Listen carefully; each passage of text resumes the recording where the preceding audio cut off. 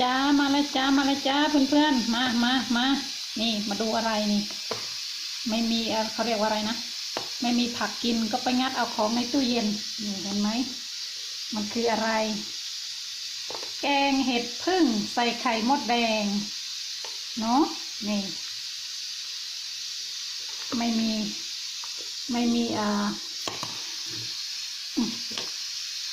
ผักไม่มีเราก็งัดตู้เย็นของเก่ามากินเอ้ยเรื่องอะไรจะอด ไปอันเคียวๆนี้ในสวนนะคะยายตาไม่ซื้อหรอกถึงเคยกินมีแต่คนว่ายายตากินผักเก่งแต่ว่าถ้าให้เจอยายตาซื้อผักมากินยายตาก็ไม่ซื้อเด้อซื้ออยู่อะไรที่มันจำเป็นนะเนาะแต่ว่ามันไม่จำเป็นก็กินเท่าที่มีนะยายตาเคยบอกแล้วว่ากินเท่าที่มีเนาะเดี๋ยวมากินกันมากินไหมไข่มดแดงแกงใส่เห็ดพึ่งที่ไปหาถุงสุดท้ายแล้วเพื่อนๆถุงสุดท้ายแล้วเห็ดพึ่งเนาะกินกันเพื่อนๆแค่นี้ก็อิ่มแล้วเนาะโอ้ยไม่ใส่อะไรนะผักชีลาวโอ้ยนึกถึงตอนผักชีลาวเยอะๆเนาะโอ้ยแต่ก็อย่าไปคิดมันเนาะอดีตเป็นอดีตไปแล้วคิดไปแล้วมันก็ปวดหัวเปล่าๆ กินดีกว่ากินเพื่ออยู่เนาะแค่นี้ก็อิ่มเหมือนกัน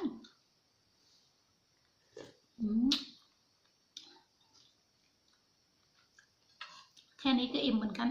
รอดเหมือนกันรอดตายเหมือนกันนะเนาะ ไข่มดแดงไข่มดแดงเนาะแค่นี้ก็รอดเหมือนกันไม่มีใบโหระพาใบแมงลักใส่อีตู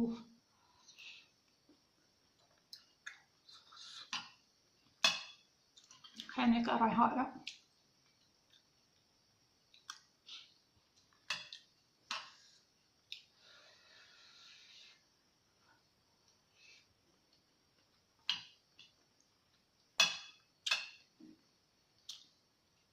หน่อไม้ก็มียายไม่เอามาใส่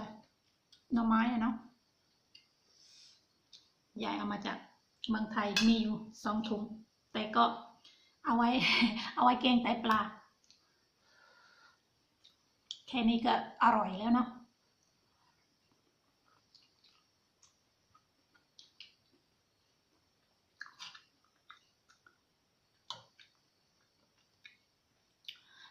แค่เห็ดกับไข่มดแดงกับแซ่บเวอร์แล้ว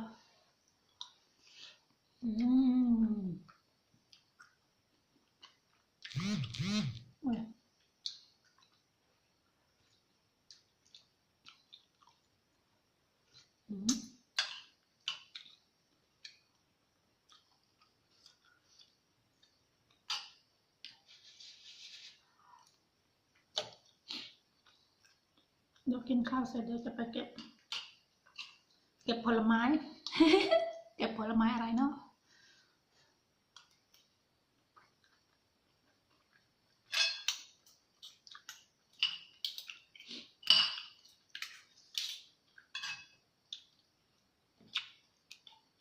ไข่มดแดงนี่ของปีที่แล้วนะปีนี้ไม่ได้เอามา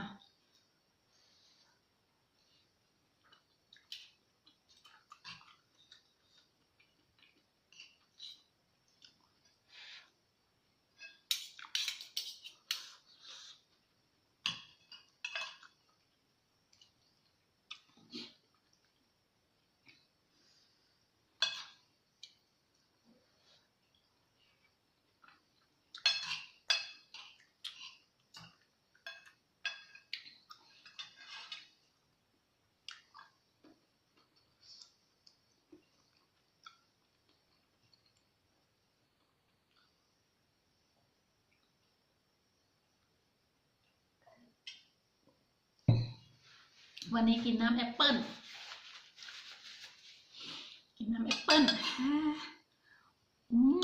แซ่บ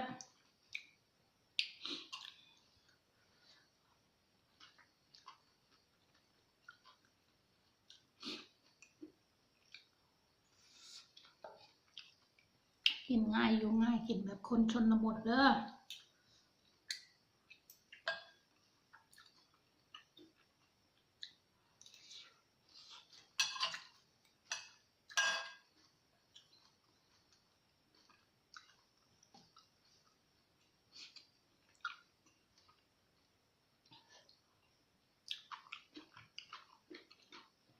ยายคิดว่าถุงสุดท้ายแล้วแหละเห็ด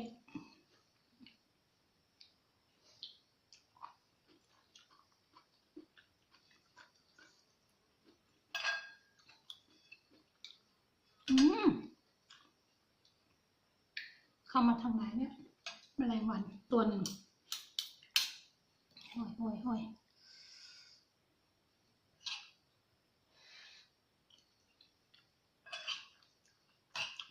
ถ้าอากาศร้อนอ่ะเผลอไม่ได้เลยเข้า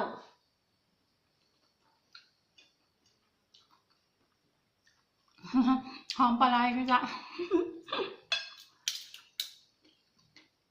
กินปลาเป็นบ่แมลงวันนึกว่าได้กลิ่นปลาจะสลบ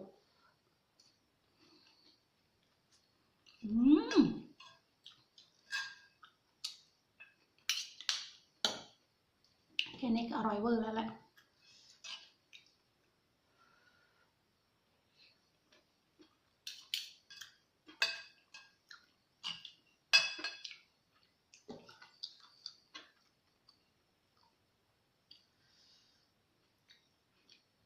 ถ้าจะตากแกงนะเดี๋ยวกินทั้งวันเลย ให้มันเย็นก่อนกินเปล่าๆนี่แหละ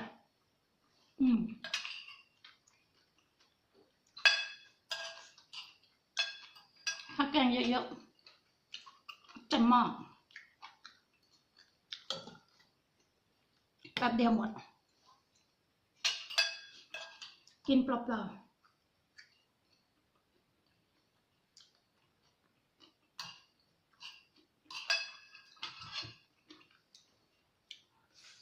เห็ดมันอร่อยนะเพื่อนๆ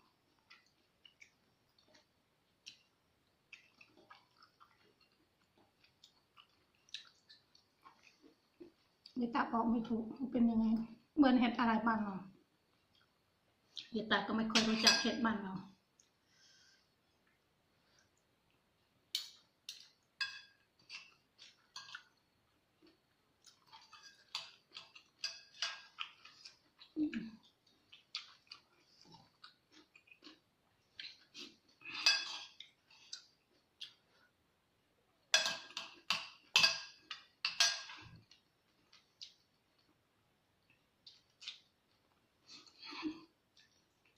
เม็ดมะขาม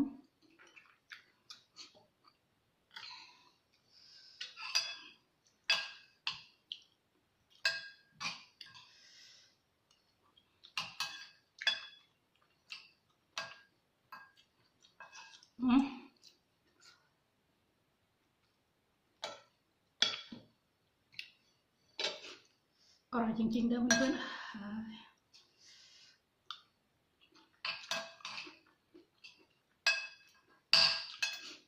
นึกว่าจะไม่เผ็ดเอาปลาร้าสับใส่เข้าไปอีก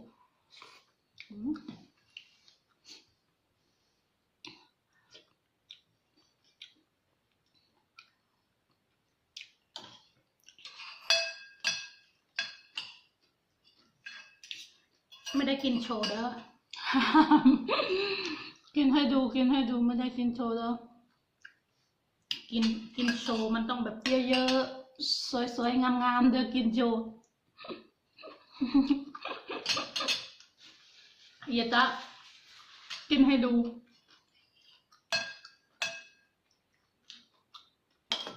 กินแบบพอเพียง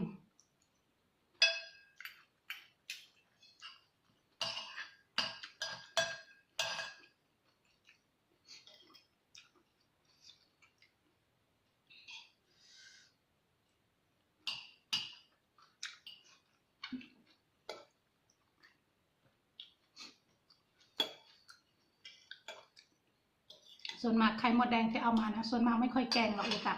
ส่วนมากยายตาจะตำน้ำพริกไข่มดแดงจะตำน้ำพริกกินกับผัก พอดีมันไม่มีผักแล้วก็เลยเอามาแกงใส่เห็ด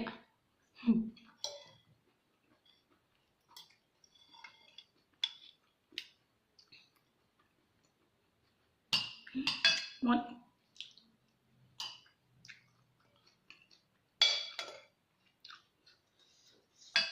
อิ่มพอดี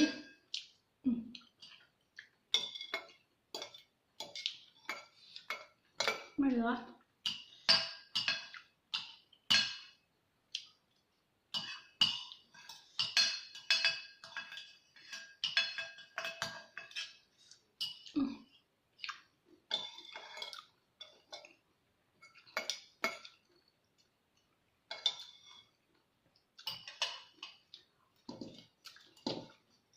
แค่นี้เนี่ยเพื่อนร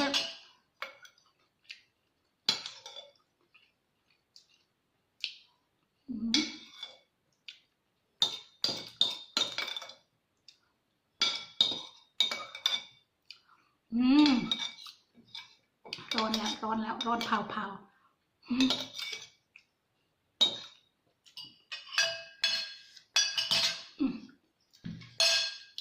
คิดถึงอิ่ม